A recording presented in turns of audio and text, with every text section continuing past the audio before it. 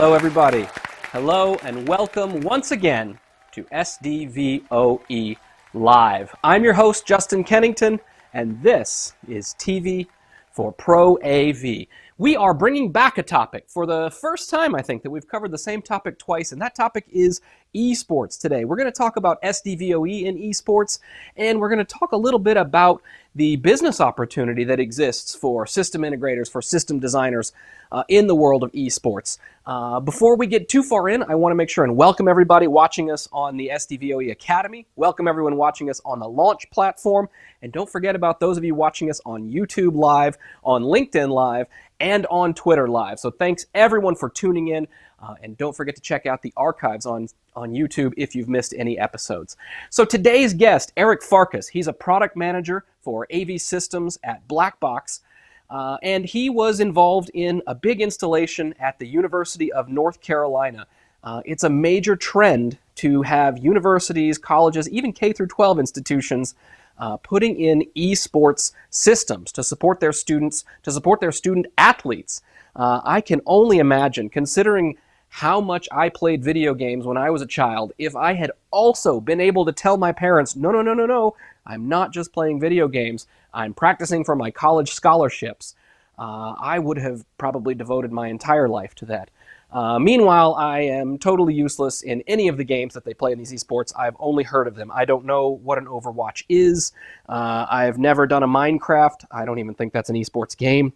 What are the others? I don't know. We're going to find out. That's what we're here to do, to learn and study. Eric told me when he and I were chatting the other day, I remember when esports meant hanging around the Pac-Man machine with your friends standing on chairs as somebody, was going for high score. And I was kind of right there with him. So if you have questions for me, for Eric Farkas, for Matt Dodd, send them to us live at sdvoe.org. Your emails will reach us right over there on that desk. You can also get us in the chat if you're in the SDVoE Academy or on Launch. Be sure and say hi to the moderators, say hi to your fellow audience members, and get your questions in. We're going to have a live after show where we can handle those questions and tell you what you want to know. So with that, let's get to the show. First, I'm going to send you all to a quiz.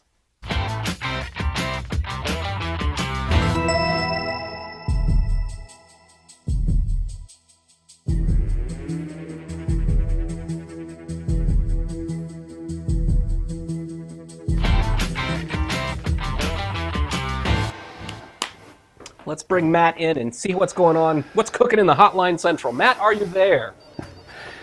Chucky Egg.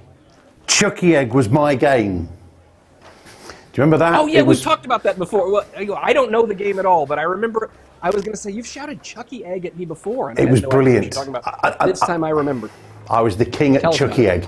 I wish there was gaming for Chucky Egg. I'd be going to school. I'd be teaching Chucky Egg. Hi everybody, it's me again, Matt. I'm back here with a team of moderators, as I always am, grabbing all of your questions. Eric's here with Justin to chat about the explosion in online gaming and esports. So get your comments and your questions in. Email live@sdvoe.org, or for those inside the Academy, you lucky things, use the chat just below us. Give us your feedback on the show. We need it. Let us know what you think, who you want to see, what happens next, what sort of esports and gaming you were good at. I've had a question as per usual here already. Sam Farhat from Willersby. He asks, how can an integrator get involved and make money in esports? How can he make revenue in esports? Turn it into a business? That's a really good question.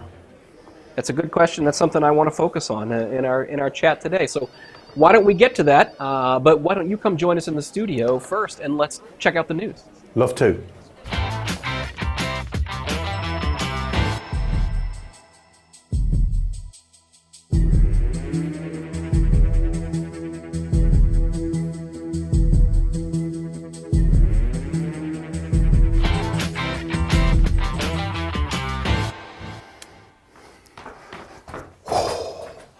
It never gets any easier. Never gets any easier, that run down the stairs. Hello, sir.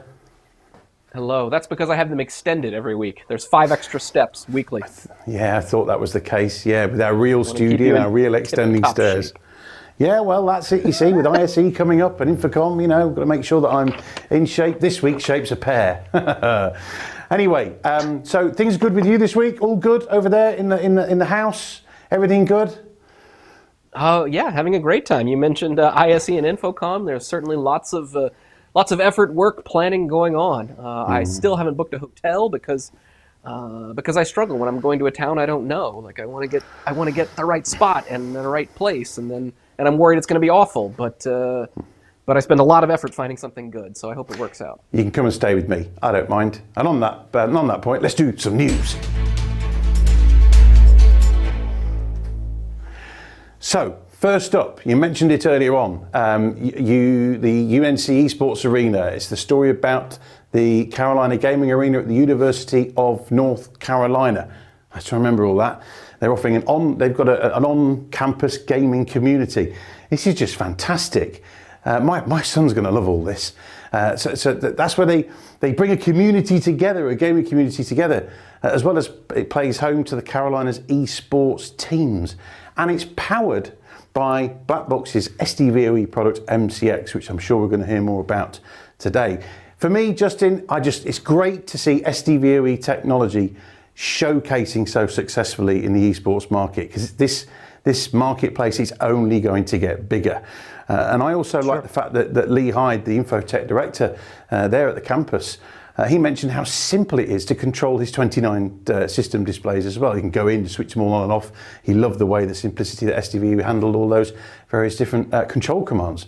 Love this piece. What's your take? You'll love it, I guess, as well, I suppose. I'm gonna talk more about it with Eric, but thank you for that overview, and I want to encourage everyone to look at the links below and read through it yourselves, and we'll hear some of the background on it from Eric in a few minutes. Okay. Let's see what we have next. What do we have next? Well, this is an unusual one for us. It's a podcast with these two guys. There they are, these two guys. Selling services and expertise and consultation to esports clients. A podcast from Dan Ferrucci, I think that's how we spell it, that's how we say it, Ferrucci, Editor-in-Chief anyway of Commercial Integrator, hoping to see soon, talking about, amongst other things, the opportunities out there in esports for you guys, commercial AV integrators. What do you think? What did you take away from this podcast? 25-minute podcast, worth a listen. I thought it was definitely worth listening to. For me, the real thesis of it was, in the broader context of the world, right, as we've moved to hybrid working spaces, as we've moved to a working remotely environment, an industry that's really leading the way on that is going to be esports, right? He said in the podcast, right, the days of the LAN party are over. Gaming can be all done remotely. Gaming is, of course, there will be the big arenas, there will be the big events, the things like are built at UNC, but the vast majority of this market is about streaming content, over the internet and letting people tune into your Twitch channel. And so esports is an industry that's really embracing this hybrid, this remote model for everything that they do. And so what's the opportunity then for system integrators? Well, as he put it, first of all, these guys, they know gaming. They don't necessarily know AV. They don't want to know AV. He said, setting up your streaming rig is like changing the oil in your car. You might very well know how to do it, and yet you'd rather just pay someone $50 to take care of it for you.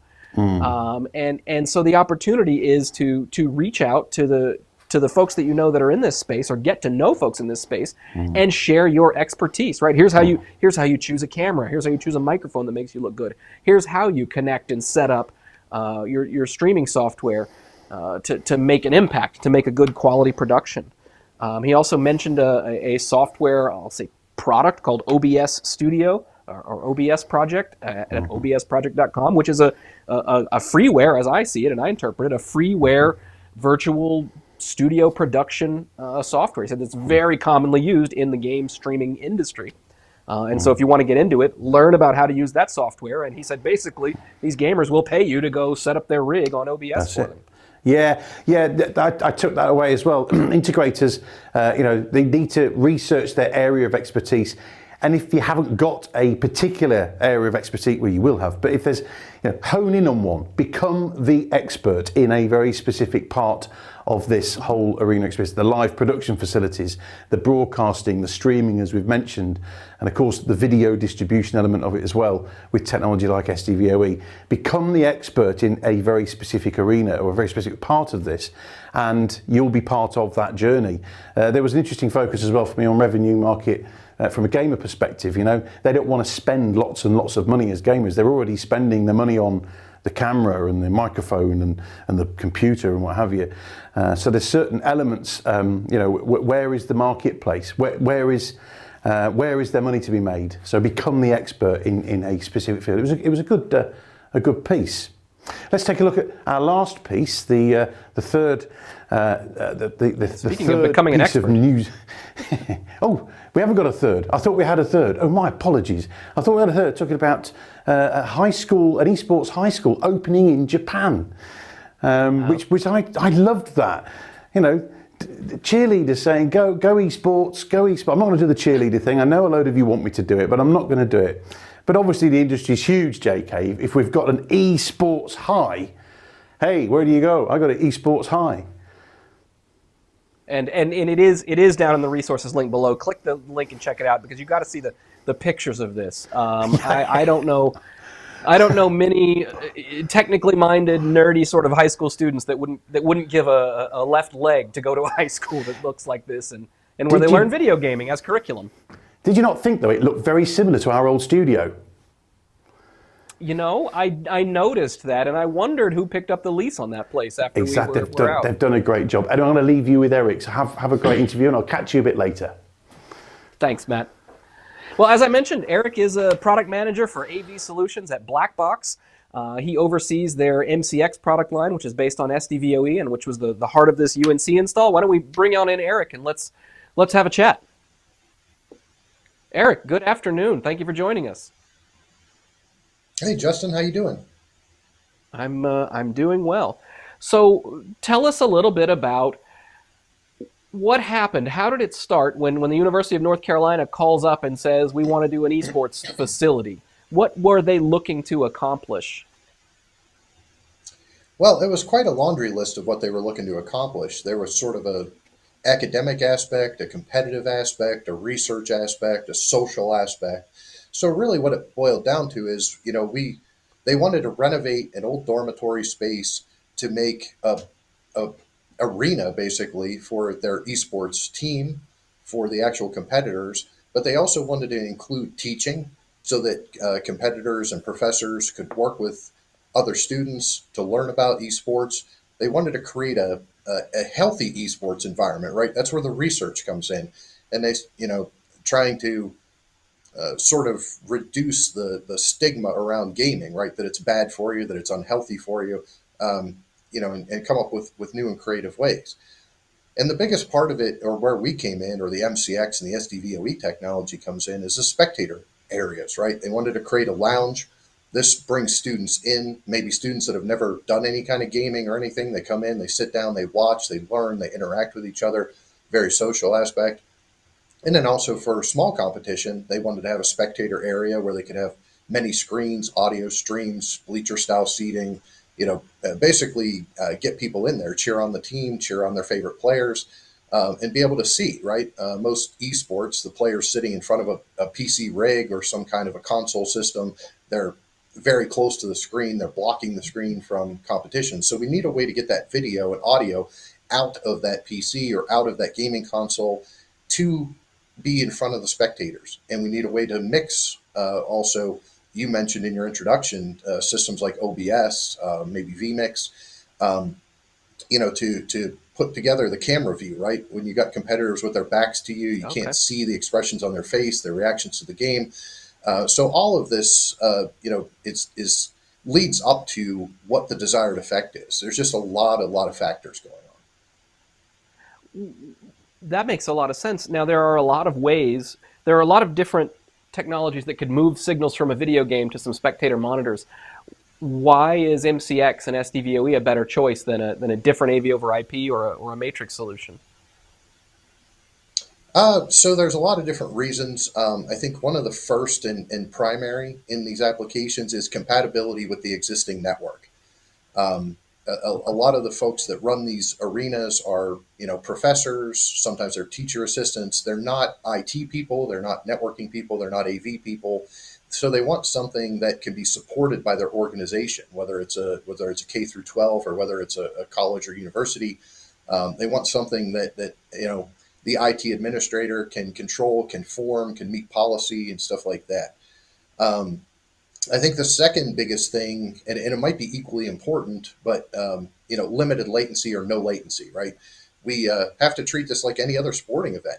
We can't have the crowd reacting to something that happened as that a competitor does seconds later, right? We need this to happen simultaneously. I think flexibility and expandability are huge. Most of these arenas are startups at this point. So, they may be deploying, 20, 30 screens, but they have hopes to grow and they have hopes to move to larger venues.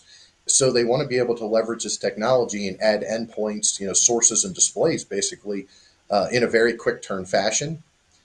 Multi-view is somewhat important when you're doing head-to-head competitions, trying to Oh, reach okay. the finish line. So being able to create a multi-view or even be able to cast that multi-view up onto a video wall, very, very important things. And audio comes a lot into play, right? Games are not games without audio. Try playing your favorite game on mute sometime, and you're like, wow, I miss the sounds, I miss the music, I miss so how do you get that? How do you bring that experience into the audience and the spectators, right? So all of these things are very, very important.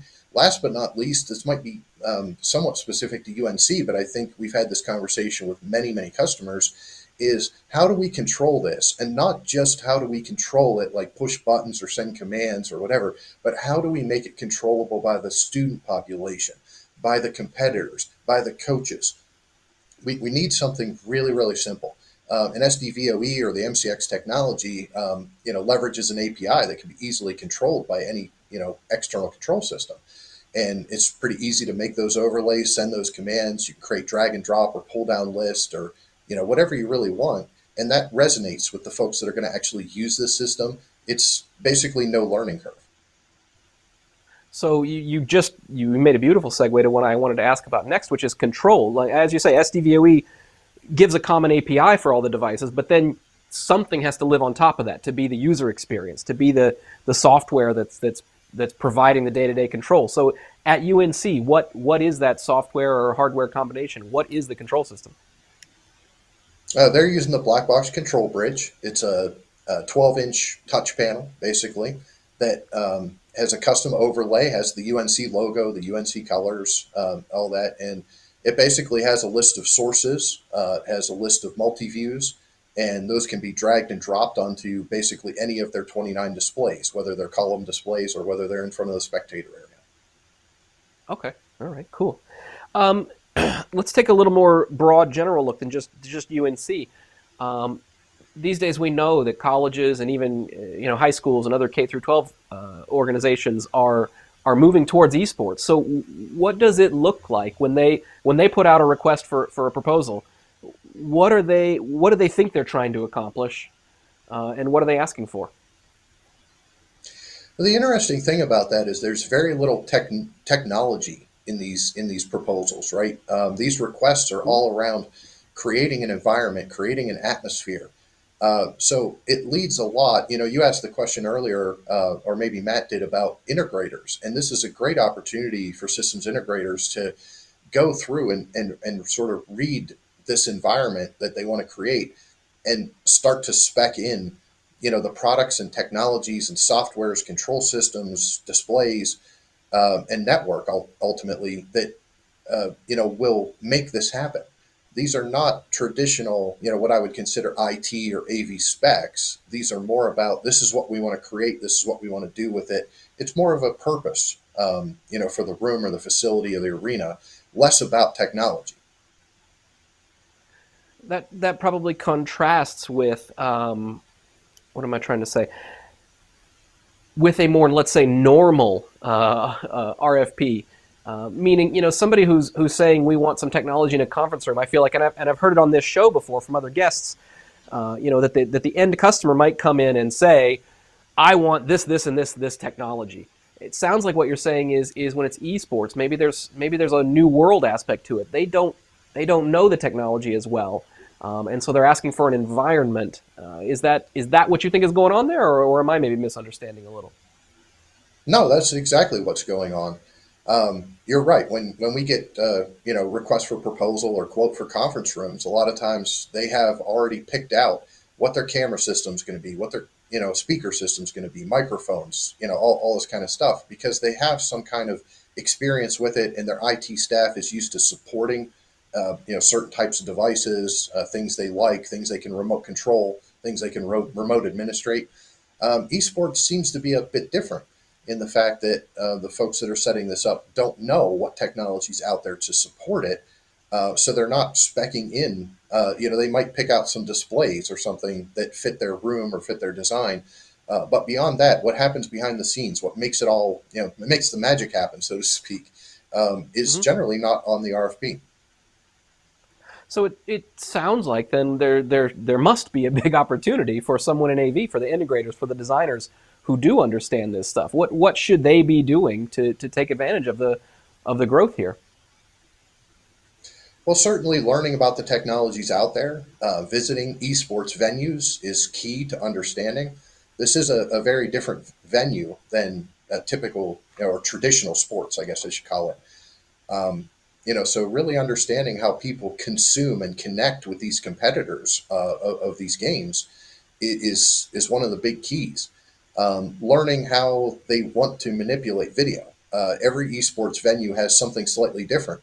You might see we want to distribute video to a bunch of screens. That's sort of a common characteristic or a common application, right? But then you have other venues that say we want to do side by side or head to head. You have venues that say we want to bring in video from every competitor. We want to mix it into what's distributed out so everybody can see a face.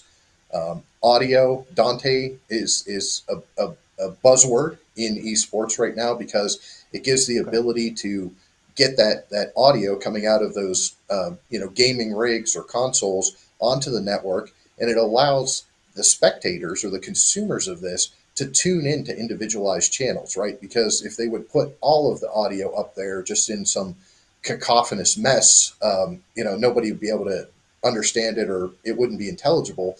Not to mention that it makes it hard to make announcements throughout, as you're commentating the esports event. So you'll see a lot of people sitting in the stands with cell phones in their hand and buds in their ears, so that they can listen to their favorite competitor, or they can listen to the head to head, or whatever it is that they want to tune into. And if they want to change, they can easily do that. They just tune into another stream, right? So those are all really key things for integrators to learn. There's also a lot of aesthetics going into esports. This is not necessarily, as a technology guy, not necessarily me, but there's the technology gets built into these aesthetics, right? They're making logos with displays, in an architectural type arrangement, neon lighting, things that move, retract into the ceiling, even lighting control, stuff like that is becoming very, very important. So a lot of the traditional skill set of the system integrator applies, and they can leverage all of that with esports designs. Yeah, that's I'm reminded of, seriously. Go click on that link to the Japanese esports high school, and you'll see this where aesthetics and technology meet, because it's an amazing looking facility. Because that's important, right? What do they say? You eat with your eyes first, right? I think that's true with anything. If it looks cool, then people are going to be attracted to it and want to learn more about it. I wanted to hear a little bit more about audio, because when we were chatting the other day, you inspired me to realize, oh yeah, every player in a game has a different audio perspective on the game. So what do you feed to the audience? Tell us a little bit more about, we've got 1 minute left here. Tell us a little bit more about this approach where the audience has their own channels, their own headsets. Is there silence in the room, or are they just blocking out the PA? How does that work?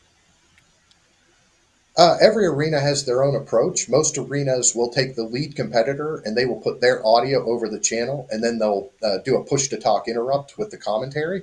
However, that's only one viewpoint, right? You're watching one competitor, or maybe Right. if it's a head-to-head competition, two competitors.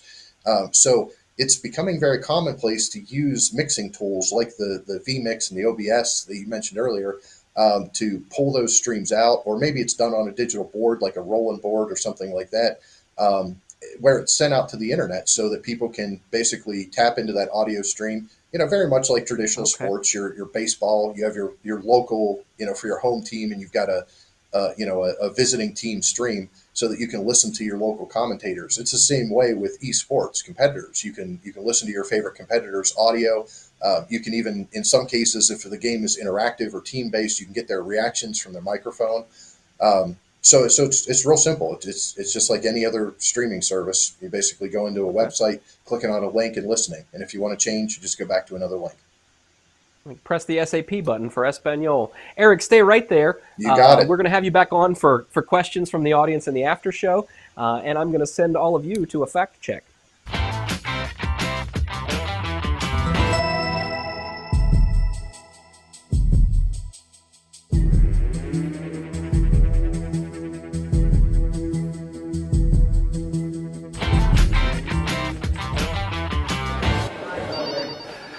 Oh, great interview. Love the interview. And thank you for your questions so far. Please don't forget to check out the related courseware in the resource panel below me. There's actually a link to the season 1 episode, which Justin talked about earlier on, and which offers a lot of insight as to why colleges are doing esports, as well as there's a great case study on there. So I rattling through my notes. Great case study on there for Harrisburg University. You should check that out as well. So really good stuff down there. Please keep them coming in. Let's head back over to Justin now to find out what's happening next week, and I'll see you in the after show.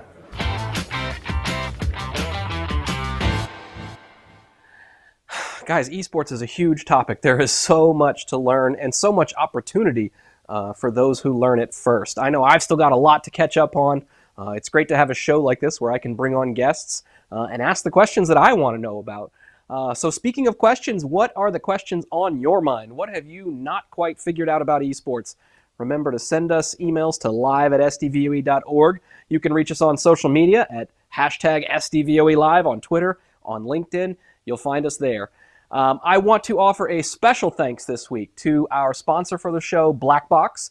So big thanks to Blackbox for helping us out in that way. Our next episode is coming up in 2 weeks from today. We're going to be talking about large format LEDs. You may have heard me spout off some of my crazy theories about these before, but I really think that the large format direct view LED is the future of displays. I think we're going to move to a world where all of our displays are LEDs, and the flexibility that gives us allows us to really move away from 16:9 rectangles as just what TVs look like. Imagine displays in any shape, displays on every wall, like, real Blade Runner kind of stuff. So we're going to be talking about that with our guest from SNA Displays in a couple of weeks on April 19th. So look for that, make sure to tune in. We do this every 2 weeks, in fact. So if you miss an episode, don't forget to catch us on YouTube. We've got a channel up there that has all of the archive of SDVoE Live, not only the full live shows, but also the interview sections, the news segments, everything you want to see. So make sure that you catch us there. Don't forget to like and subscribe. Another big thanks to Rave, and hello to everyone watching us on their launch platform. And with that, I'm going to sign off and head to the after show. Stay right where you are, and we will see you there for your live questions for me, for Eric, and for Matt. See you soon.